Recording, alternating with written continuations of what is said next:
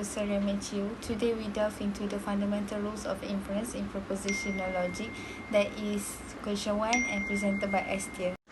So my name is Aina Zatala Syamitewa Hassan and my student ID is 20249174423, and together with my esteemed colleague that is Farid Hakim Ibn Zohardi and also Daniel Hakim Mirizan. This is background of the study. Many fields including computer science and mathematics have made use of the study of propositional logic's rules of inference. Although the method was designed to facilitate learning, instructors strongly advise students to expand their knowledge of the subject on their own, as it will enable them to comprehend the problem and the principle of inference on a deeper level. So for problem statement, there is 3 problem statements for this study. The first one is excessive number rules of inference. Students always having difficulty remembering the rules and it is challenging to remember. The second one is hypothesis error. There are often problems when transforming English statement to propositional logic form. And the third one is hard to distinguish the function of each rule. Every rule is not well understood by students. So continue to my part, which is I want to show you the coding and the interface of the system. So this is our coding. This is the firstly button calculate, button reset, and then this is a premise 1, which is 1, 2, 3, 4, 5 until 36.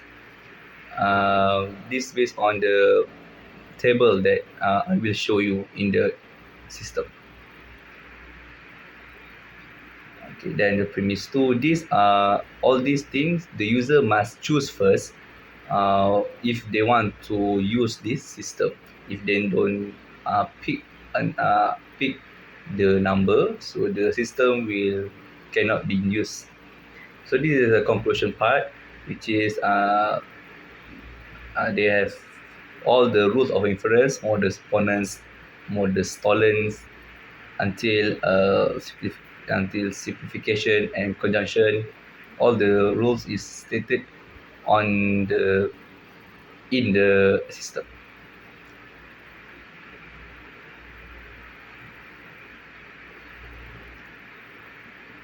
Alright, so this part is when the user choose the modus ponens rule. So the result will appear what the number that in the table in the system. So this is the statement. If the user is put a valid statement, so the system will come out the statement is valid. If not, the statement is not valid. So now I'll continue with the design, the interface. So this is our interface of the system. They have statement, they have choose from the table. At the right side, we can see the table and until 36. So that the valid result previous. So there the button calculate and reset. So we move to run. So we maximize the screen. So statement, choose the table from the table and calculate and reset. So let me start where we test. So the statement is John is a doctor, and then the second statement is John has a medical degree. So I want to use the rule of inference, which is modus ponens. So premise 1 is P, only P, and then premise 2 take 7 because P implies Q. Okay. And then rules, the user must choose modus ponens.